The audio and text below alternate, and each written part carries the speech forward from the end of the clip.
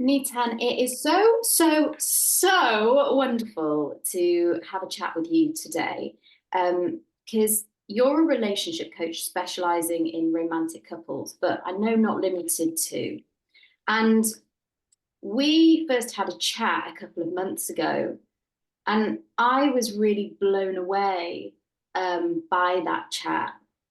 There aren't many people that I come across in the relationship coaching space that really have all the ingredients that you do as a coach. Thank you. And in being a coach myself and having a really specific program that I offer called Relationship, which is for couples. Again, my practice isn't limited to that either. Um, I felt it would be really helpful uh, to have a chat and record that chat so that people can really hear um, a bit about the ingredients that it takes to have um, what one might consider a successful relationship and what that ingredient is. Why so many of us are muddling through relationships and aren't truly happy, and it's not giving us everything that we truly desire. And often the stigma attached to seeking help. And so, just in um, explaining to everyone sort of who you are and your background and where you're at in your relationship, I'd love for you to speak a bit about that and how and why you became a relationship coach. Okay. Thank you for having me. It's a pleasure and an honor. Um, I've been married to my wife for 16 years. We've got two children, a 14-year-old son and a 12-year-old daughter. And the reason I moved into relationship coaching is a lot of my friends come to me for advice, and they always have done. And a few of them have said, whatever I tell them almost feels like gold dust, and what they've been working on for weeks or have been stuck with for weeks gets resolved within a couple of days. And so I thought, why not take that gift and share it more widely? And if it helps a few people on the way, magic. So really, there wasn't a sort of direct motive for doing it. I've just kind of come across this gift I've been born with, I would say. Um, and now I'm in a place where I'm ready to share it. Mm, So that's where I'm coming from. mm. And the gift that you say that you were born with, what is it? I think it's an insight or an understanding of how an individual in a relationship, the way they're operating or the operating system they're working from, is mirrored back at them by their partner, and that what is deemed to be a problem, very often they themselves are the solution to what they see as a problem. And you will only get back what you give. So if you're always talking of problems, you're kind of amplifying problems. If you talk about love, you're amplifying love. So what you want to grow in your relationship, in your life, that's what you should focus on rather than the negative. And it Mhm. sounds so cliche. Everyone's heard a lot of this already, especially within the coaching world. But for some reason, when we come to our own interpersonal relationships, our own four walls, our own sons and daughters, we can say it out there, but our home, our house seems so different. Mm. Unfortunately, it's not. We're just the same as everyone else. We're all human. We all come from the universal spirit, and we're able to be so kind to our customers, to our clients, to our friends even.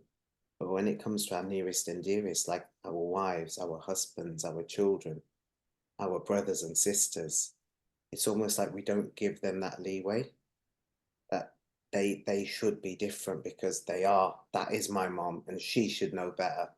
That is my wife and she's known me for 20 years. But I see it the opposite way, that because she's been my friend for 20 years, I should give her that much more leeway to get frustrated with me, because she's going to get frustrated with me and love me through that. Mm. And so let's just say your wife is getting frustrated with you, and you say, I should give her that grace. I should let her get frustrated with me in a moment where this frustration is coming at you. How do you handle that situation? In my younger years, I would get frustrated back, and I would sort of meet a fight with a fight, and I'd want to fight my corner. But I've realized that true love doesn't need to be right. It's whole and complete in itself. It doesn't require an external validation. So if I love my wife, that's my choice to love her. Almost like I'm saying, I don't need her permission or her validation for me to love her unconditionally. So if I love her unconditionally, if she wants me to be wrong in her frustrations, I say, whatever it is, I'm sorry. Because my love for her is greater than my need to be right. Mm, I And love that. that kind of brings a calm. And 50% of the time she'll say, actually, it's not you, it's me. And Mm, 50% of the time I'll see where I'm wrong. And that's how a partnership works. yeah. So it's not about making each other wrong, which so many people in relationships tend to do to soothe their own, to avoid that feeling of being in discomfort. Well, actually, I'm right. But it's what comes with I'm right, you're wrong. And actually, what you're saying is there is no right or wrong. Is that what I'm hearing? Absolutely, especially if you truly love someone. If Mm. you truly love someone, you give up the need to be right all the time, because it's just ego. So when you say, true love, it doesn't need to be right. And I get a lot of people coming to me saying, I just don't know if it's right, or it doesn't feel right, or how do you know when you've reached the end? In other words, how do you know when it's not right? What would you say to um, anyone listening in that situation where they're sort of either maybe they're dating and they're like, is this right? Or it might be that in a relationship, a long term relationship or a marriage, and they're in despair and kind of coming to the end of the tether and they're like, is this right? Same question, but in different scenarios. I would say if they're in a relationship and they're coming to the end of their tether, then the chances are they need to seek some advice. So they need to talk to someone, because it's very easy to get a sort of stained glass view when you're in that situation. So it's very hard for you to judge if you're being unreasonable or if the other person's being unreasonable. And there's some hard lines which I deem not crossable. For example, physical abuse. Mm, That for me is a big no-no. mm, Whether it's a woman hitting a man or whether it's a man hitting a woman, that for me is it's wrong, and there is no justification for that. So that for me is a clear indicator that it's wrong. But I would say that your intuition, if you remove yourself from that space, go for a walk, get some quiet time, get in nature, breathe some fresh air, give yourself half an hour out, the right answer will come to you. And when you say take some time out, the right answer will come to you. What would you say to someone where the right answer isn't coming to them and these thoughts are just on loop and cycle, and they might have had these same thoughts about their relationship for years and years, and it just seems to be a never-ending cycle? We need to find a way of breaking that cycle. So I would probably recommend them to somebody like you to say you need a bit of coaching to say, let's stop this endless circle of thoughts that's been holding you back for years, and let's get to the root of it, and let's deal what the real thoughts are, Mm, where they're actually coming from. And also, sometimes people are just scared to talk to their partner about how they're feeling, and their your ego has this role to keep you safe, right? So rather than take a risk and speak to your partner, your ego will already predetermine in your mind, oh, she's going to fly off the handle, or he's going to leave me, or it's going to cause another big row. But would you rather spend another 2, 3, 4 years stuck, or would you like to face up to it and deal with what comes? And I promise you, whatever you've predetermined, it's always a lot easier than what you thought it was, because we as human beings tend to go for worst case scenario.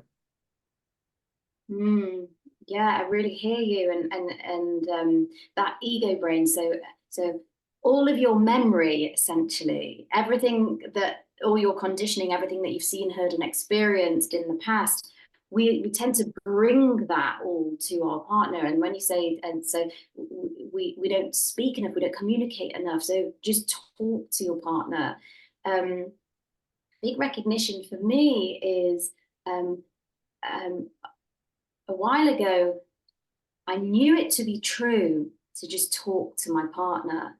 But the place I was coming from when I was talking to him, I just wasn't getting the results that I truly desired. And I had expectations on results, and I just wasn't getting these results. And it was who I was being and where I was coming from. I was coming from resentment. I was coming from anger.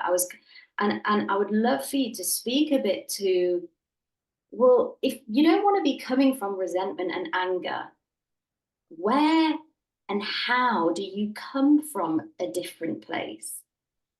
So I have this internal saying that when I feel my heart rate going up, anxiety levels rising, hot temper, anger creeping in, I have to stop myself and catch myself and see who's in front of me, whether it's my son, my daughter, my brother, my wife. And my internal dialogue moves from that to breathe and what would love do. So within a few seconds, I'm focusing on my breath, and in my mind, I'm thinking, what would love do? What would love do? What would love do? What would love do? And it removes me out of that angry space into me thinking from a place not of resentment or frustration, but of being a loving father, a loving son, a loving husband. And a lot of the time, and this is my direct lived experience, when somebody is angry at me and really frustrated and irritated and even shouting at me, if I approach them with love from the universal source, there's no fight to be had. I have seen anger, and I mean seething anger, dissipated within seconds. And somehow or another, I've managed to come from this place deep within my heart, deep within my gut, where I've been able to look them in the eye and say, I know you're mad, and I want you to know I love you always. And I didn't wake up this morning thinking I'm going to be such a big knob that I'm going to make you this angry. So understand and appreciate. I know whatever I've done has made you angry, and I still love you. Just like you laughed, I've had really close people in my life just laugh at me and they've gone, oh, you knob. And we've ended up hugging. I love that. I absolutely love that. And this what you're pointing to is your body and your feelings as an alarm system to point you in the direction of or the redirection of your thinking, Yeah. to come at this from a place of love. And that, as you say, is that universal source, that innate wisdom, that indescribable thing, really, that is. And it's a muscle. So when you become aware of it, you can start to train it. The issue is a lot of people are not even aware of the concepts that you and I know. The concept of your feeling, your thinking. You can only do the best with your thinking in this moment in time. Mm. But people will metaphorically or in inverted commas make a mistake 5 years ago and beat themselves up today about it, when actually we're all innocent. Everyone. The knob and the person who's saying you're a knob. Because the knob didn't wake up thinking, right, I'm going to be a knob and really annoy you and get you angry to the level of you feel hurt. And the person who's feeling hurt, angry, and frustrated didn't wake up and think, right, I'm going to see any little action that somebody does and let it put me in this place of anger and resentment and frustration, because none of us like those negative feelings. It's tiring. Love is rejuvenating. Whereas anger, resentment, worry, sorrow, it sucks your life energy out of you. And more often than not, the people that are on this very, as you say, tiring cycle where they're not seeing their feelings and their thinking is connected, and they're not coming from that place of innate wisdom, universal source, and love. And it's just trigger after trigger after trigger. What would you say to someone in that position that's sort of on the start, the very start of their growth journey here? Where's the place to start here? I would start with your breath and think about in your life who you truly love and who you know, if something came down to it, you could depend on. And then understand and appreciate that those are your people and they don't deserve resentment, because when this, I was going to say a swear, but when the stuff goes down, they've got your back. You can depend on them. And you've already put them in the category that you truly love them. So if you truly love them, why are you resenting on them? Why are you hating on them? Well, let's just say a husband-wife situation, right? Let's just take an everyday circumstance. And let's just say the husband um, is just dropping the ball on certain things within the household quite a lot. That is his stuff. They've had this agreement that you're gonna take out the bins and help with the kids in this way, and he's just not showing up. And so for the wife, there's this thing of, well, now it's landing on me. I'm already stretched. So there's a buildup of resentment there. if it's happening all the time on the male side, and what would you suggest? Because I hear and I see this a lot, especially at the moment when, well, I say at the moment, it's all the time in the modern world, male, female, whatever gender you are, it doesn't matter. We are stretched because there is a lot going on, and there's a lot of people in survival mode where their ability for connection is so sapped because they're on survival mode. Their ability to connect just isn't what it would be if they weren't on survival mode. What would your suggestion be for the woman or the man in this situation where he's dropping the ball, she's getting more and more irritated? What does that look like in real terms in real life? So I appreciate the frustrations, and I understand that you probably see this quite commonplace.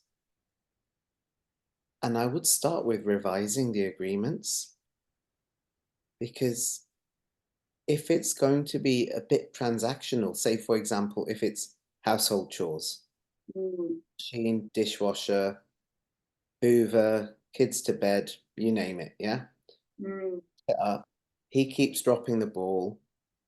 She then has to pick the ball up, do a lot of his side of the work as well as doing her side. Then she gets frustrated, tired.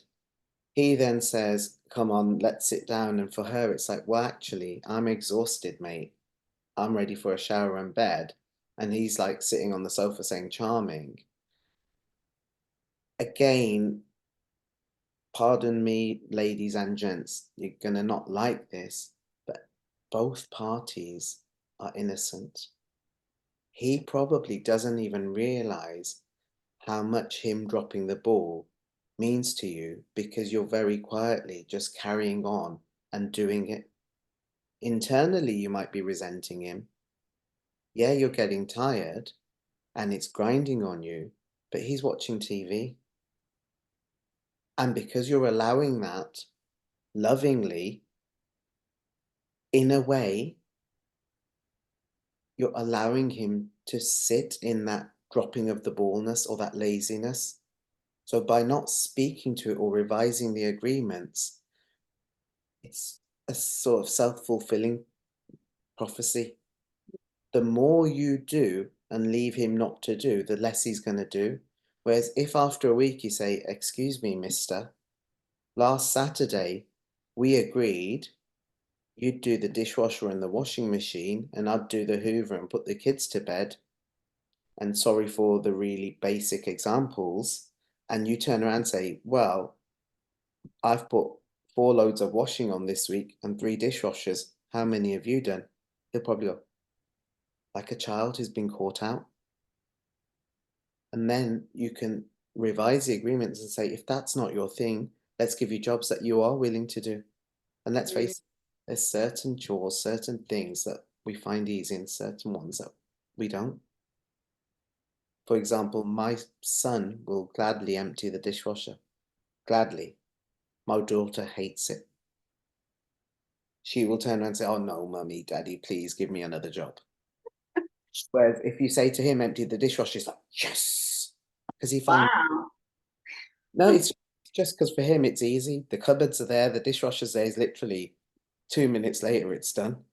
So it's one of those where, again, it's the key is communicating, revise the agreements, let him know you're dropping the ball, mate. This is a partnership. You want some quiet time, you want some us time, you want some adult time. You have to meet me. Yeah, it's a co-creation. And I don't know about you in your marriage and relationships, but I know definitely for me that, and from what I see in my clients, there's definitely this thing of choosing these partners that confront the places where we are still to do some growth work, some healing work, some development work. What are Give me your an Well, I think it was Peter Crone that says people and circumstances confront you, to show you where you're not free. And I've never experienced that to be more true than in my own husband, in terms of um, judgments that I may have had about him, or my thinking about him or us, and it just being a projection of actually where I'm not yet healed, where I've got growth work to still do. I suppose it's coming back to when you say it's nearly always, if we're frustrated, it's nearly always about ourselves and not the other person. So I may be mishearing the question. Mm, What I think, what I think you're asking is, when we get with partners that confront something in us, mm, because we want to grow and we want to heal that, but that growth and that healing, it's an internal job. You can't get what you can't give. So unless you're whole and complete already, another person's not going to come and make you whole and complete. so pleased you said that, because there's a lot of in the wellness space out there. There's lots of sayings like be whole by yourself before you find your partner. And I think a lot of people misread or interpret what that actually means. So I'd love for you to speak a bit more on becoming whole yourself. So what I mean is, don't think that there's anything wrong with you that a partner will come and fix or will complete. You have to be happy in yourself to then go on to have a happy relationship. Mm, If you're coming from an area of want or need, there's something not right with you. It's not that another person will come and complete the jigsaw. mm. Hard for me to articulate what I want to say. No, I'm hearing you exactly, and I think the thing is when two people get together, often there's things within us on an individual basis we don't realize we're looking for in someone else, or potentially looking as a need for us to have in someone else. And so when we sort of butt heads, and because you're not giving me what I need, and then there seems to be this sort of fall in the relationship. Yeah, I think it comes back to your happiness is your own to create. And it's not a, when I get this, I'll be happy. So when I get the car, I'll be happy. When I get the mansion, I'll be happy. When I get the 2.4 children, I'll be happy. I've met so many people who get this and get that and get this and get that. And it's a big deflation. It's almost like an anticlimax, because then there's a, and then what? And now what? And I've met businessmen who can work on projects for years and years and years and reach a massive milestone, the dream project of their life or business of their life. They get there and they think, where did the last 10 years go? And what do I do now? And they've forgotten the enjoyment of the journey on the way. Relationships are a journey, and you've got to enjoy every step, rather than think, I'm going to meet Mr. Right and that's it, it's happily ever after. Because we've been married 16 years and from the outside we look super duper happy, doesn't mean I don't ever piss her off or she doesn't ever piss me off. Yeah. The difference is how we come out of that anger, that frustration, and how there's no resentment after. And that's the muscle that needs to be trained. And a lot of people will be listening to that and thinking, bloody hell, I wish I could come out of a heated debate or an argument or crosswords with no resentment or anger. And I'm hearing that there's a practice in coming from love, but what I'm hearing that the listener may be thinking right now is, but if I'm coming from a place of love, and even if there's still a bit of heat there, how do I come out of that with zero resentment, like Nitan's saying?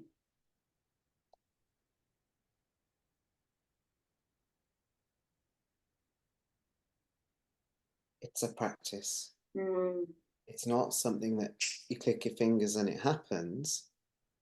And also, you've got to take yourself back into your love for that person. mm, So it's up to you whether, and again, it points back to the need to be right. Where's the resentment coming from? It's like saying Charlotte likes tomato ketchup, Nitan likes mayonnaise. Right, Charlotte, you've got to eat tomato ketchup. I don't care. I'm right, you're wrong. It's just an opinion. mm, A lot of arguments that I know there's some big ones about maybe what to do with children, what if you're moving house, careers, that those are justifiably, they deserve time and effort. But other ones, you just bow out. I think, it's fine because you don't need to be right. When you mm. have that need, there's only love left. I think what just coming back to that cliche analogy of you wouldn't go to the gym and expect to lift 40 kg just the first time you go. You build up and up and up to it. It's a practice. You flex the muscle. And this is flexing the muscle of raising your level of consciousness, of catching yourself, of coming from love in the moment where you've noticed that you've been triggered. And I mean, when you say, you're a relationship coach specializing in romantic couples, is there a common theme or trend to the sort of things that people bring to you, the complaints or the not knowing how to resolve something? Yes and no. So every couple is different. But I think the common sort of thread is there's an expectation on one side that's not being met by the other. Mm. And that then grows and grows and grows. And rather than change the expectation, change the agreement, as I said earlier, it just grows into well, he's never going to do anything I want anyway. And he's there going, oh, well, she just wants the world. I could bring her the moon and she'd say, right, go and get me Jupiter. Because they've just grown in that frustration, Mm. and there's no resolve to it. So a lot of the time the work is actually changing expectation. And and would you say to someone that may be listening that they're in that, there's so much expectation that they have of each other, and they've just built up this huge resentment of life and each other and themselves? Is it salvageable? Yeah, yeah. I have no doubts. Mm, And you just have to point at being light. What happens is when you get all of this, it just becomes this weight. And then when you approach this relationship, this dynamic has become so heavy that there's almost a, sit on the drive and go, right, I'm going in. And you think, that's your own flipping house. That's your wife.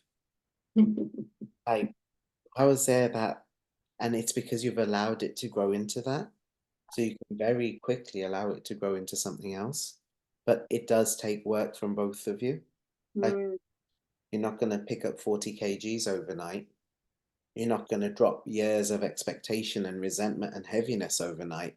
But there's practices and there's things you can do which will slowly bring you back into love. And I think on that, there's things that you, when you say there's things you can do, there's help that you can get and support, and it's a practice. It's about really flexing the muscle and the commitment to doing that. Um, I experience a lot of people, particularly people in close knit communities, ethnic minorities, that feel almost a sense of shame, a sense of failure, and feel that if they speak out, that they're just having a bit of a hard time, that they might be looked down upon.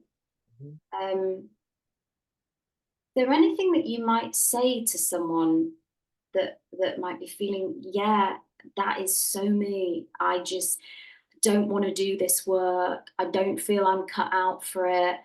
I Because it's coming from a place of what will everyone think of me? Yeah. And again, that's the ego self talking.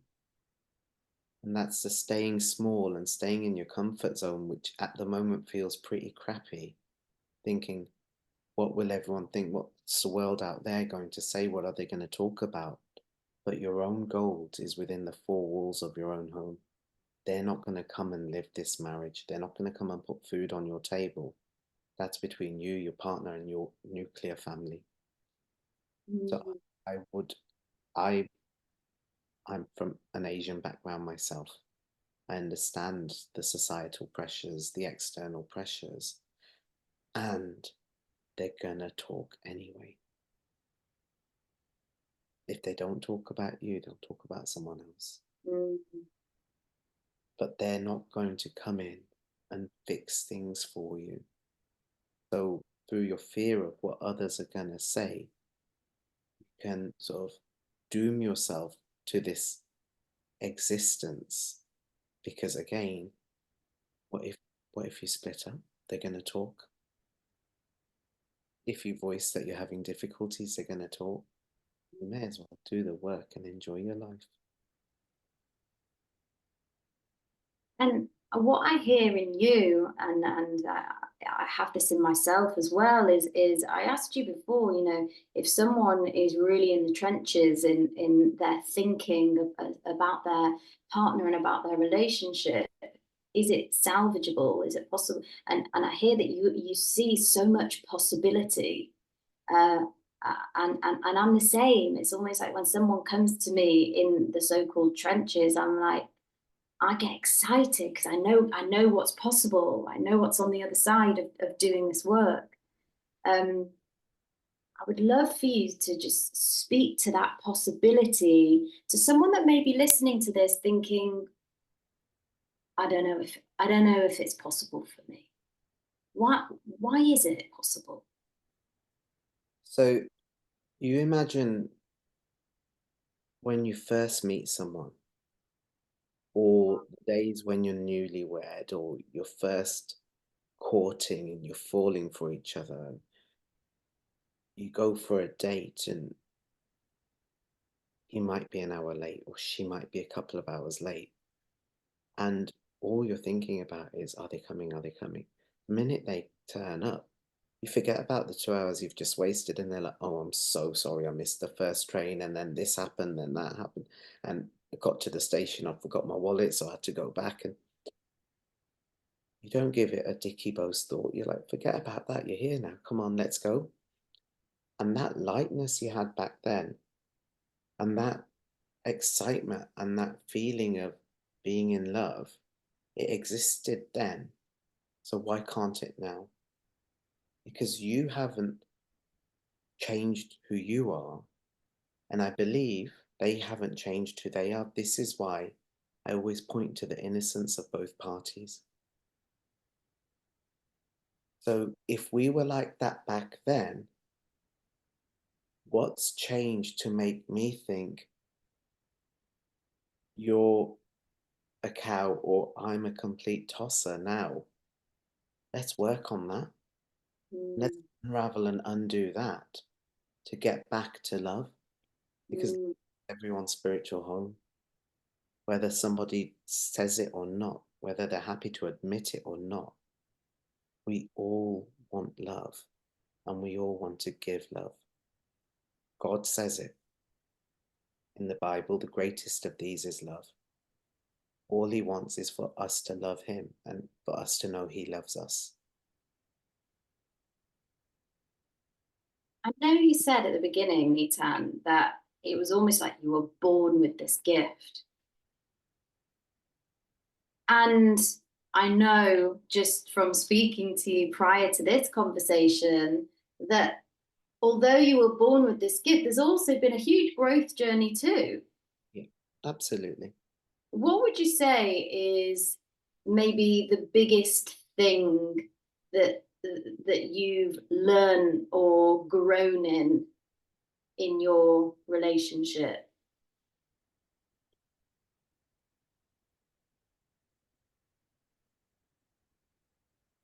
That's quite a deep one. If you're happy to share, that is.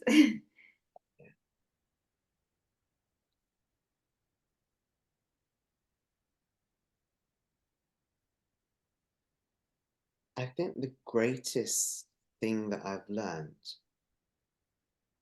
is when you focus on what's good and what you like about your partner, and you remind yourself about that every day,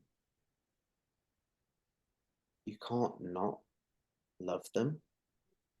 And then when you get to that place of not loving them,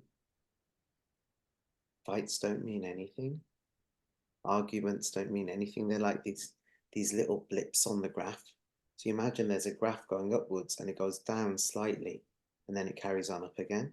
It goes down slightly and the fights become these little blips rather than the graph going up and you're stuck on this straight line, which is how I see many relationships and marriages are, that they get spiraled into this sort of resentment and then it's much lower and the line just exists because Mm, nobody is working on bringing it back up on yeah. trajectory. I always say, like in business, you wouldn't sit down at your desk and just think, okay, I'm not going to do anything today. I'll just, Yeah, uh, we'll just cruise. And let's say you wanted your business to get better, but you weren't doing anything. You wouldn't have an expectation that your business would get better by not doing anything. yeah, And it's the same in a relationship. You want your relationship to develop and grow. There's work to put in there, and it doesn't have to be work. It can be playful, it can be joyful and fun. Um, I really hear you on the whole language creation, and I know um, I, I now am really careful about how I create my partner. There was a time when I'd maybe see my girlfriends, and it'd be this and that, and actually that was my thinking. It wasn't the truthfulness of who he is and what he stands for, but I wasn't creating him in his truth. So of course, what I was getting back was the creation that was coming from me. yeah, it reflects back on you. Mm, You mm, get what you put in. So if I put in that she's this super bitch, that's what I'm going to get back. The universe is going to give me a super bitch back. If I yeah, put in there's this amazing, gorgeous woman who's a wonderful wife and great mom to my kids, the universe gives it me. yeah, yeah. Is there anything else that I've not brought up that you would like to just touch upon or talk about? I think I've mentioned it that be light, not just in your relationship in life. Like every day that passes, we're all dying. So do we want our days to be filled with this heaviness and this resentment and this arguing? Or do we want our days to be filled with peace and love and joy and service, and just recognizing that when you strip all the worldliness away, we're all from the same ultimate source, the same divine spirit, and the one creator created us all. So when you realize that and start to recognize that, and I mean, really looking for it, then there's no argument or fight to be had. Mm. Natural, universal beauty everywhere. And again, right, that comes down to creation. Like, what are you creating? What are you seeing? What are you looking for? Um, Thank you so much for that. And I suppose it's to anyone listening to this that's in a relationship, if you were going to leave them with a parting, maybe a question to ask themselves, is there anything that comes to mind? So whenever you you have a resentment or unfulfilled expectation or some anger coming up, just ask yourself, where am I not showing up?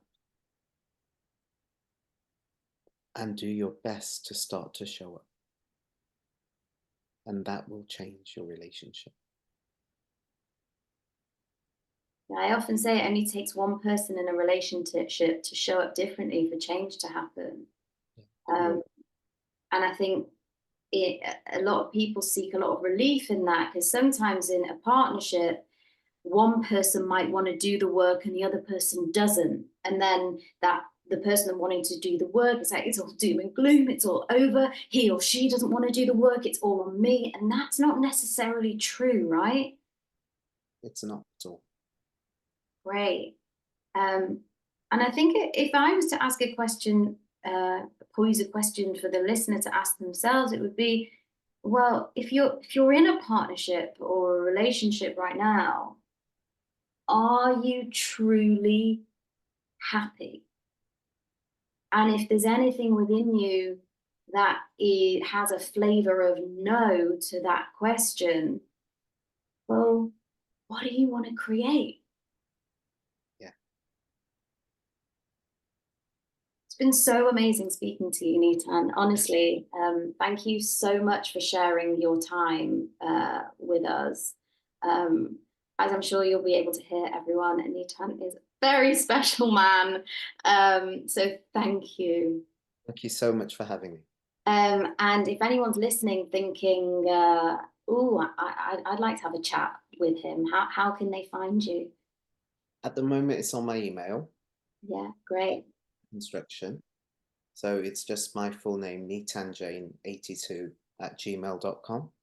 Amazing. Thank you. And guys, for me, it's just my website or Instagram, and all the details will just be under this video, so you can get in touch with either of us. Cool. Thank you so, so much.